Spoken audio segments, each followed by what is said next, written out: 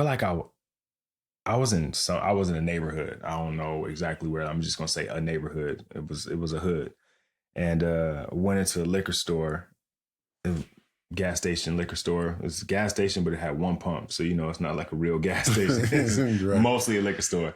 I go in, nobody's outside. I go in, cool, get the little chips, drink, come back out, and it's like 4 or 5 dudes out there, little YNs, like they're young, but they're not super young. They young enough to not be old, but not young enough to where like they're little kids. So they're in that in between phase, and they got on the YN uniform, and they just outside talking.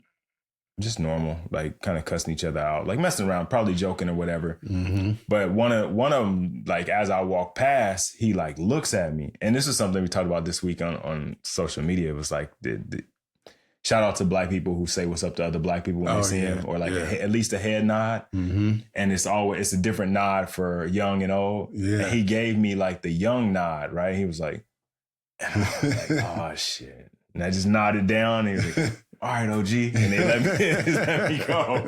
But he gave me that what's up nod. And I'm like, nah, I'm not giving you that one, player. Like, just a quick nod down. Let me get you that 40s. I didn't give him the white one where you go, right, you give that fake smile, little hand. No. They probably would have checked my pockets. But he was like, nah, he was like, all right, OG. And then the other dudes said something to him and they just started laughing. And I was like, these niggas laughing at me. Let me get in my car and get the hell out of here. But yeah, man, I find that funny because I never thought about it that way until just now you're talking about it. I had to code back and forth depending on where you're at. That's crazy. Which is something, I'm like, do I want to get into this? I'll get into it lightly, but I was trying to explain this to a white coworker who doesn't believe that there's no such thing as white privilege. And I'm like, yeah, man, you got white privilege, and it's amazing because you have it and you don't even know you have it. Mm-hmm. Like, he would never have to code switch. No. In that way, right? He could do that. I've seen white people do that when they're around a lot of Black people. All of a sudden they're like, yeah, you know what I'm saying? And you're like, hey, man. Yeah.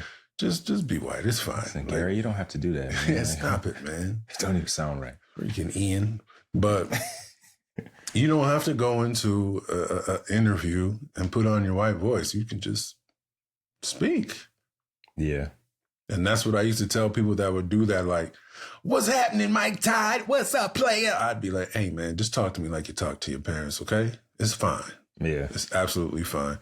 But, yeah, man, that's just one of those things, that we have to deal with, that people don't understand that stress. Right. Where you have to flip back and forth, and we shouldn't have to.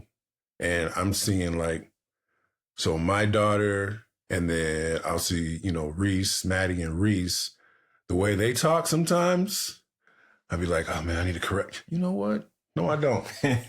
Go ahead. They got good grades. They doing their thing, whatever. They freeing themselves, but they be, I'm finna to go get this right now, Daddy. What you trying to do with that? Like, where did you learn that? Exactly. You're about to, Madison, about to.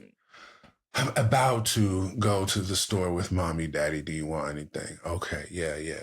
At the same time, I'm like, man, go ahead, be free. Yeah.